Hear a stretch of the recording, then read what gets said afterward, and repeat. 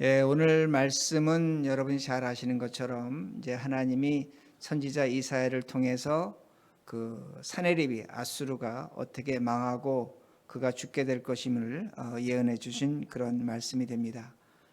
그러기에 오늘 말씀의 제목을 제가 우리의 선악과 하나님의 선의 차이입니다. 우리의 선악과 하나님의 선의 차이에 대해서 말씀을 드리겠습니다. 아이가 우리가 종종 겪는 일인데 학교에서 싸움을 했다고 연락이 왔습니다. 그랬더니 엄마가 가서 그 얘기를 듣고 보더니 뭐라고 얘기하냐면 우리 아이가 싸움한 것이 잘했다는 겁니다. 얼마든지 그럴 수 있다고 합니다. 아이의 행동을 선으로 그렇게 얘기합니다. 근데 아빠는 그 얘기를 다 듣더니 싸움 자체는 악이라는 겁니다. 싸움을 해서는 안 된다는 겁니다. 그러니까 아빠는 그의 행동이 악이라고 그렇게 말합니다. 똑같은 사건을 두고 선과 악이 달라지는 겁니다. 어떤 상황과 사정에 따라서 우린 선과 악을 말하는데 그 선과 악이 달라지는 것을 얼마든지 볼 수가 있습니다. 여러분, 이건 환경마다 다릅니다. 우리가 단백질 보충을 위해서 돼지고기, 소고기를 먹는데 우리에겐 선입니다.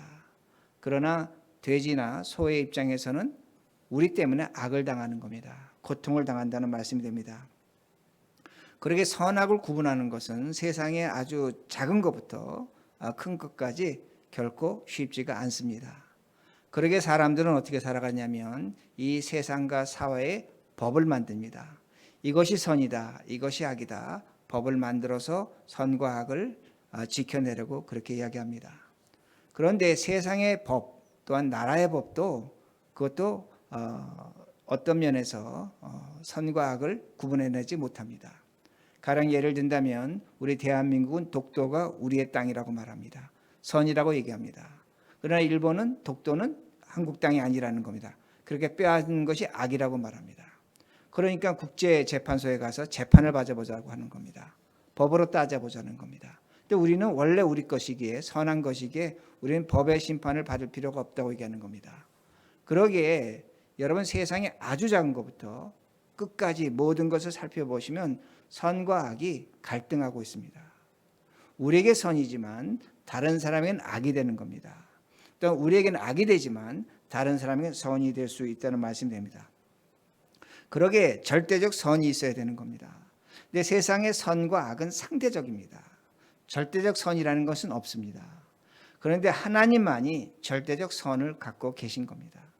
그러게 하나님은 선하신 하나님이라고 할 때 그 선은 우리가 갖고 있는 어떤 선과 악의 가치로 하나님의 선하심을 따진다면 그건 굉장히 잘못하는 겁니다. 제가 나중에 말씀드리겠지만 그렇게 하면 그건 사탄의 역사에 빠지는 겁니다. 우리의 선과 악으로 하나님의 선하심을 따진다? 이건 말도 안 되는 겁니다. 하나님의 선하심은 절대적 선입니다. 우리가 갖고 있는 어떤 가치관으로 하나님의 선을 측량할 수는 없습니다. 그러나 성경은 하나님의 선하심을 보여주고 그 선하심에 맞지 않는 것이 악이라고 말씀하고 있기 때문에 오늘 우리의 선과 악의 기준을 하나님의 선하심에 한번 맞춰봐야 한다는 겁니다. 오늘 본문은 우리에게 선과 악의 갈등을 보여줍니다. 제가 지난번에 말씀드린 것처럼 그 히스기야가 하나님을 기능적으로 이해했습니다. 기능적으로 이해했기 때문에 그 하나님이 아수르의 신에게 패배당하자 그는 절망했고 또 아수르의 그 사신 랍사게는 자신의 신을 기능적으로 하나님을 기능적으로 이해하면서 봐라 너희 신이 우리에게 졌다 그렇게 말하고 있는 겁니다. 그런데 그 절망 속에서 그 히스기야가 아수르 사신으로부터 편지를 받고 성전에 들어갔습니다. 제가 지성소에 들어갔다고 말씀드렸고 그 들어가서는 안 될 곳에 들어간 그가 죽어야 될 기능이 있는 곳에 살아났습니다. 하나님의 실체를 만났습니다. 하나님의 실체를 만났을 때에 그가 아수르의 신은 우상이다. 사람이 만든 나무와 돌이다. 그리고 하나님은 창조주라는 고백을 하는 것을 우리가 지난주에 공부를 했습니다. 그런데 오늘 말씀은 뭐냐면 그 아수르의 사내립이 망하게 되는 과정을 보여주는 건데 그 과정 속에서 우리의 선과 악이 나타나고 하나님의 선하심이 나타난다는 겁니다. 그러기에 하나님께서 그 히스기야의 기도를 들으시고 선지자 이사야를 통해서 이렇게 말씀하십니다. 22절입니다. 22절. 제가 했습니다. 이 말씀은 하나님이 산헤립에게 얘기하는 겁니다. 산헤립에게 얘기하는 겁니다. 그래서 오해하시면 안 됩니다. 내가 누구를 꾸짖었으며 비방하였느냐, 누구를 향하여 소리를 높였으며 눈을 높이 떴느냐, 이스라엘 거룩한 자에게 그리하였도다. 자, 하나님을 조롱했다는 겁니다. 하나님을 비방했다는 겁니다. 그리고 우리 말씀 21절을 보시기 바랍니다. 21절. 여호와께서 아수르 왕에게 대하여 이같이 말씀하시기를 처녀딸 시온이 너를 멸시하며 너를 비웃었으며 딸 예루살렘이 너를 향하여 머리를 흔들었느니라. 자, 이 말씀 뭐냐면 하나님께서 말씀하시는 건데 너가 나를 비방하고 조롱했기 때문에 유대 백성들이 이제 너가 전쟁에 패배해서 돌아갈 때에 머리를 흔들 거라는 겁니다. 불쌍하다고 머리를 흔들 거라 하시는 겁니다. 그리고 이스라엘 백성들, 즉 예루살렘의 유대 백성들이 너를 조롱할 것이라고 그렇게 말씀합니다. 너가 불쌍하다고 말씀하는 겁니다. 그러니까 너가 망했다는 겁니다. 너는 죽게 될 것이라는 겁니다. 자, 그런데 우리가 시간적으로 계산해야 됩니다. 히스기야가 이 말을 들을 때에는, 선지자 이사야로부터 이 말을 들을 때에는 아수르가 아직 망하지 않을 때입니다. 즉 뭐냐면 하나님의 실체를 알았습니다. 하나님이 누구신지 알았습니다. 그러나 지금 히스기야는 단 한 번도 아수르의 신이 하나님께 패배당하는 걸 보지 않았습니다. 아직도 아수르의 신이 승승장구하고 있다는 말씀이 됩니다. 그러기에 히스기야가 하나님의 실체를 고백했지만 아수르의 패배를 믿는 것은 쉽지가 않다는 겁니다. 자, 마찬가지입니다. 우리도 마찬가지입니다. 우리도 하나님의 실체를 알고 있습니다. 하나님은 살아계시고 전지전능하시며 오늘도 우리를 인도하신다고 그렇게 분명히 믿고 있습니다. 그런데 그렇게 믿고 있음에도 불구하고 우리 삶에는 승리보다는 패배가 많습니다. 감사보다는 고민이 많습니다. 어려움도 있다는 겁니다. 그러게 때로는 우리가 어떤 생각을 하냐면 하나님이 우리에게 무관심한 것 같다, 그런 생각합니다. 여러분의 소원이 있는데, 소망이 있는데 그건 여러분에게 선한 것들입니다. 근데 그것이 과연 이루어지고 있는가입니다. 그것이 이루어지고 있지 않습니다. 여러분, 우리가 소원 갖고 있고 소망 갖고 있는 것이 뭐 대단한 겁니까? 아닙니다. 그저 이 세상 살아가면서 어려움 당하지 않고 남부럽지 않게 그저 사는 것뿐입니다. 어떤 우리 몸에 병이 있는데 그 병 한번 고쳐보는 겁니다. 그것이 우리의 선입니다. 뭐 대단한 것을 얻고 뭐 훌륭하게 되고 높아진다는 것이 아니라 그저 우리 입장에서 우리의 소원인데 그건 선하다는 말씀이 됩니다. 당연한 겁니다. 사람으로서 꼭 필요한 겁니다. 그런데 그런 것들이 우리에게 채워지고 있는가 생각해 보면 잘 채워지지 않습니다. 그러게 하나님의 실체는 우리가 분명히 믿고 있는데 오늘 우리가 원하는 선, 우리가 바라고 구하는 것들이 이루어지지 않고 있다는 겁니다. 그러면 우리는 한번 생각해 봐야 될 것이 뭐냐면 우리의 선이 하나님과 어떤 관계를 갖고 있는가, 우리의 악이 하나님과 어떤 모습으로 나타나고 있는가를 한번 생각해 봐야 된다는 말씀이 됩니다. 그러기 위해서는 먼저 우리가 알아야 될 것이 뭐냐면 사람입니다. 우리 자신입니다. 여러분, 시편 8편 5절을 보면 하나님이 우리를 천사보다 조금 못하게 창조하셨다고 말씀합니다. 그런데 이건 개역 번역인데 개역 개정 번역을 보면 어떻게 번역하냐면 하나님이 우리를 하나님보다 조금 못하게 창조하셨다고 그렇게 말씀합니다. 그 천사들이 엘로힘인데 복수인데 개역 개정 성경은 하나님으로 번역했습니다. 즉 성경은 인간에 대해서 뭐라고 말씀하고 있냐면 우리가 하나님보다 못한데 조금 못하다는 겁니다. 자, 조금 못하게 오늘날 세상은 어떻게 합니까? 세상은 오늘도 도덕과 윤리로 우리가 하나님같이 될 수 있다는 겁니다. 신과 같이 될 수 있다는 겁니다. 득도할 수 있다고 말합니다. 오늘도 세상의 과학과 지식은 우리가 조금 더 연구하고 깨달으면 신의 세계를, 하나님의 세계를, 하나님의 선하심을 알 수 있다고 그렇게 이야기하고 있는 겁니다. 그러게 그 조금의 차이를 좁혀보려고 세상 사람들도 많이 노력합니다. 그러다 보니까 오늘날 믿는 우리에게 어떤 일이 있냐면 우리가 하나님을 믿는데 하나님을 믿으면 우리가 하나님같이 선해질 수 있다고 생각을 합니다. 너무나 자연스러운 겁니다. 우리가 하나님을 믿으면 하나님같이 선해질 수 있다고 생각할 수 있다는 겁니다. 그런데 문제는 뭐냐면 우리가 하나님같이 선해질 수 있다고 생각하는 그 순간에 우리는 적그리스도입니다. 우리는 마귀입니다. 우리는 짐승이 된다는 말씀이 됩니다. 내가 하나님같이 선해질 수 있다는 그 순간이 바로 우리가 선악을 구분하지 못하는 순간이라는 말씀이 됩니다. 성경은 우리에게 가르쳐 줍니다. 우리는 악을 버리고 선을 추구해야 된다는 말씀이 됩니다. 그런데 우리가 선을 추구했기에 우리가 선한 존재가 절대로 되지 못합니다. 오늘도 내가 선을 추구했기에 선을 추구한 어떤 높은 자리에 높아질 수 있다고 생각하면 오늘도 우리는 우리 마음속에 바벨탑을 쌓는 겁니다. 우리는 결코 선해질 수 없습니다. 왜냐하면 인간 자체는 악이 존재합니다. 죄가 존재한다는 말씀이 됩니다. 그러기에 우리가 사람으로서 최고의 선을 추구한다고 할지라도 우리는 결코 악에서 벗어나지 못합니다. 이게 인간의 실존이라는 겁니다. 이건 예수님이 말씀하셨습니다. 마태복음 7장 15절에 보면 예수님이 거짓 선지자들 삼가라. 양의 옷을 입고 너에게 나오나 속에는 노략질하는 일이라.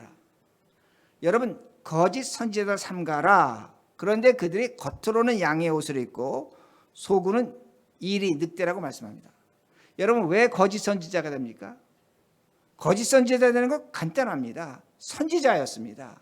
선지자였는데 하나님의 뜻, 하나님의 선하심을 말하고 가르치고 설교하다 보니까 자신이 선한 줄로 착각하는 겁니다. 그러기에 거짓 선지자가 되는 겁니다. 그 사람이 거짓 선지자 되려고 처음부터 한 것은 아닙니다. 내가 오늘도 선해질 수 있다, 하나님같이 선할 수 있다고 착각하는 그 순간 그것은 거짓 선지자가 된다는 말씀이 됩니다. 이렇게 되면 예수님께도 말씀하시는 겁니다. 제가 짐승이 된다고 말씀드렸는데 양을 잡아먹는 늑대라는 겁니다. 왜 늑대가 되느냐? 자신이 선을 행할 수 있다고, 하나님과 같이 선할 수 있다고 착각하면 그건 마귀입니다. 짐승입니다. 오늘날 우리는 교육받을 때, 교회에서 교육받을 때 선한 사람이 되자 선할 수 있다라고 얘기합니다. 그 가능성은 맞습니다. 그러나 우리가 선하다고 할 때 그 가치관이 어떤 선한 존재로 인정해버리고 그 가치관에 올라갔다고 생각하는 순간 우리는 사탄 마귀라는 겁니다. 짐승이 된다는 겁니다. 그러게 세상도 뭐라고 가르쳐 줍니까? 이중인격이라는 겁니다. 인간은 이중인격자라는 겁니다. 지킬 박사 하이드라고 그렇게 말합니다.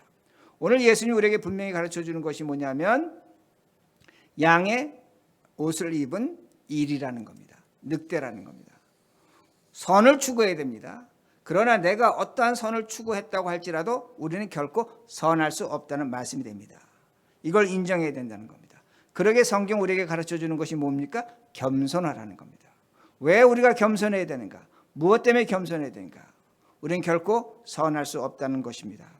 그러나 하나님은 예수 그리스도를 통해서 우리를 의롭게 여기십니다. 선하게 여겨주시는 겁니다. 우리가 의로워졌고 선해진 것이 아니라 그리스도를 통해서 하나님은 우리를 의롭게 여기시고 선하게 여기신다는 말씀이 됩니다. 자, 그러면 하나님의 선이 어디서 나타나는가 합니다. 하나님의 선은 과연 무엇인가 합니다. 자, 오늘 성경을 보면 어떤 말씀이 나오냐면 아수르의 사네립이, 아수르의 신이 모든 신들에게 승리했다고 말합니다. 하나님마저 이긴 겁니다. 하나님마저 이겼다고 그렇게 기능적으로 설명합니다. 그런데 오늘 성경에서 하나님이 너희 신이, 아수르의 신이 모든 신들에게 하나님마저 이겼다는데 그 내용이 무엇인지를 가르쳐 줍니다. 25절입니다. 25절. 자, 이 말씀이 얼마나 중요한가 제가 읽습니다. 내가 듣지 못하였느냐? 이 일은 내가 태초부터 행하였고 옛날부터 정한 바라. 이제 내가 이루어 너로 견고한 성들을 멸하여 무너진 돌무더기가 되게 함이니라. 자, 이 말씀 뭐냐면 전반부는 어떤 것이냐면 하나님께서 아수르 전쟁의 승리, 태초의 상고 때부터 옛날부터 정해놓은 것이라는 겁니다. 그리고 그 정해놓은 결과에 따라서 지금 너가 이제는 무너져서 돌무더기가 된다고 말씀하십니다. 이 말씀을 풀면 어떻게 되냐면 하나님께서 태초의 계획을 세우셨는데 그 계획은 뭐냐면 아수르가 모든 전쟁에서 이기게 하신다는 겁니다. 심지어는 예루살렘 성전 하나님이 계신 곳까지 공격하도록 하겠다는 겁니다. 그 하나님의 옛날 계획은 뭐냐면 하나님이 다른 나라의 신들처럼 아수르 신에게 패배하는 모습을 보여주도록 하나님이 계획했다는 겁니다. 이해가 되십니까?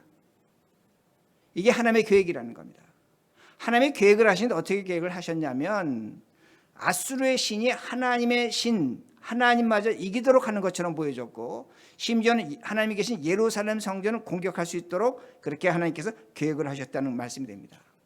그러게 27절에 보면 뭐라고 말씀이 나오냐면 그럼에도 불구하고 아수르가 하나님의 계획에 따라 모든 나라의 신들을 이기고 모든 나라를 잡초처럼 짓밟았다고 그렇게 말씀합니다. 자, 이 말씀을 한번 우리가 적용해 보자는 겁니다. 아주 중요한 말씀이 됩니다. 우리가 현재 당하는 모든 일은 누가 계획하고 누가 준비하신 겁니까? 하나님이 계획하고 하나님이 준비하셨다는 말씀이 됩니다. 그런데 우리가 이거는 참 하나님께 질문해 봐야 됩니다. 내가 잘못해서 벌을 받는다는 건 이해가 되지만 내가 잘했음에도 불구하고 하나님께 벌을 받는다면 우리는 분노합니다. 그렇죠? 내가 어떤 악을 행해서 그 악에 대한 대가로 벌을 받는 것은 충분히 이해가 되는데 내가 선을 행했음에도 불구하고 하나님께서 나에게 악으로 갚아주신다는 건 이해하지 못한다는 겁니다. 왜냐하면 하나님은 전지전능하시고 선하신 하나님이기 때문에 우리에게 찾아온 악을 막아주시고 우리를 지켜주시고 보존해 주신 하나님으로 성경은 그렇게 가르쳐주고 있는데 지금 역사적 사건 아수르와의 전쟁의 사건을 보면 하나님이 이 전쟁을 예비하셨다는 겁니다. 준비하셨다는 겁니다. 심지어는 예루살렘 성전을 공격하도록 하셨고 더 나가서 유대가 망할 정도로 1차 전쟁에 망할 정도로 하나님이 하셨다는 겁니다. 수많은 사람이 죽고 고통당했습니다. 이게 하나님의 계획이라는 겁니다. 그러면 우리는 여기서 하나님이 도대체 어떤 하나님인가? 하나님이 선하시다는데 왜 하나님이 이렇게 하시는가 질문해야 됩니다. 이게 소위 말하는 하나님의 신정론 띄어다신데 그러나 중요한 건 우리가 실질적으로 내가 당하는 삶의 내용 속에서 하나님이 모든 걸 우리에게 준비하고 계획하셨다면 나는 왜 이런 삶을 살아야 되는가? 나는 왜 지금 이 상황에 빠져 있는가? 나는 왜 이 고민에서 벗어나지 못하는가? 이거 하나님이 주신 것인가? 하나님이 주셨다면 왜 나에게 주셨는가? 무엇 때문에 주셨는가를 생각하셔야 된다는 말씀이 됩니다. 그런데 오늘 이 말씀에서 아주 중요한 것이 나옵니다. 우리가 생각해 봐야 될 아주 중요한 것인데 여러분 이 부분을 잘 따라오셔야 됩니다. 하나님의 계획에 따라 이런 일이 일어났다면 아수르의 사내립, 아수르 사람들에겐 이 계획이 어떻게 나타났겠는가? 즉 어떻게 나타났냐면 아수르의 사람들은 우상을 섬기기에 하나님의 계획이 어떻게 나타났냐면 그들의 우상에게는 그들이 우상에게 최선을 다하고 충성을 다하면 그들의 우상은 그들에게 보상과 대가를 줍니다. 즉 전쟁에서 이기게 한다는 그 믿음을 갖고 있었습니다. 즉 내가 아수르 사람들은 나의 신에게 선을 행하면 신이 나에게 선을 행하는 것이고 내가 신에게 악을 행하면 나의 신은 나에게 악을 준다고 그렇게 믿었습니다. 내가 전쟁에서 패배하는 건 무엇 때문에 패배했느냐? 나의 신에게 충성하지 못했다는 겁니다. 그러면 우리가 한번 질문해야 될 것이 뭐냐면 이건 세상의 신인데 이 신이 정말로 신인가입니다. 나의 행동에 따라 나의 충성에 따라 나의 선에 따라 악에 따라 그 신이 선과 악에 따라 행동한다면 그 신이 신입니까? 우상입니까? 어려우세요? 우상이죠. 그건 신이 아니죠. 왜? 나에 따라서 나의 행동에 따라서 나의 선악에 따라서 신의 선악이 나타나면 신이 아니라는 겁니다. 즉 하나님이 아수르에게 주는 저주는 뭐냐면 심판은 뭐냐면 하나님의 하나님 되심을 나타내지 않는 겁니다. 그런데 하나님은 이스라엘 백성에게 하나님 되심을 나타냅니다. 어떻게 나타내냐면 하나님이 이스라엘 백성의 열정에 따라 충성에 따라 선에 따라서 하나님이 선이 나타나지 않을 수 있다는 겁니다. 선을 나타낼 때가 있습니다. 하나님 말씀대로 살 때 하나님께서 이스라엘 백성에게 갚아주시고 도와주신 것 있습니다. 그런데 그럼에도 불구하고 하나님이 이스라엘 백성들에게 고통과 고난을 아픔을 주시는 겁니다. 하나님은 어떤 하나님이냐? 우리의 선과 악의 경지를 벗어난 상태에 계십니다. 하나님은 오늘도 우리의 충성과 헌신을 벗어난 상태에 계신 겁니다. 그러게 하나님입니다. 죄송하지만 이해가 되시죠? 이해가 되시죠? 그러니까 하나님이 우리의 선과 악의 개념 속에 머물러 계신다면, 그렇게 하나님이 행동하신다면 하나님이 아니시라는 겁니다. 그런 모습은 하나님께 있습니다. 없다는 건 아닙니다. 그러나 오늘 성경이 하나님의 역사적 사건을 통해서 보여주는 게 뭐냐면, 하나님의 계획과 하나님의 섭리와 예정은 우리의 생각과 우리의 어떤 개념을 벗어난 상태에서 하나님이 역사하신다는 말씀이 됩니다. 그러게 하나님이 되시는 겁니다. 그러게 31절 보시기 바랍니다. 31절. 남은 자는 예루살렘에서부터 나올 것이요 피하는 자는 시온산에서부터 나오리니 여호와 열심히 이 일을 이루리라 하셨나이다 하느니라. 자, 여러분 보세요. 1차 전쟁에서 아수르가 패배를 당했습니다. 패배는 유대인들에게 악입니다. 고통입니다. 죽음입니다. 슬픔입니다. 눈물입니다. 그러나 여기서 뭐가 나옵니까? 하나님의 열심이 나옵니다. 그리고 하나님이 남겨둔 자가 나온다는 겁니다. 여러분, 성경이 이상하지 않아요? 우리에게는 고통과 아픔과 눈물인데 그 패배를 통해서 하나님이 지금 뭐라고 말씀하세요? 나의 열심이 있다는 겁니다. 더 나아가서 내가 남은 자를 주겠다고 말씀하시는 겁니다. 자, 이건 뭐냐 이겁니다. 여러분, 남은 자라는 개념은 성경에서 보면 굉장히 독특한데, 하나님이 세상을 홍수로 심판하실 때의 심판 속에서 노아의 가족을 남은 자로 주시는 겁니다. 애굽의 바로가 이스라엘 히브리 사람 태어난 아기를 다 죽이라고 합니다. 다 죽이라고 할 때 모세를 남은 자로 살려두시는 겁니다. 엘리야가 하나님 앞에 원망합니다. 왜 나만 남겨두셨습니까? 그럴 때 하나님께서 엘리야에게 바알에게 무릎 꿇지 않은 7,000명을 남겨두셨다고 말하는 거예요.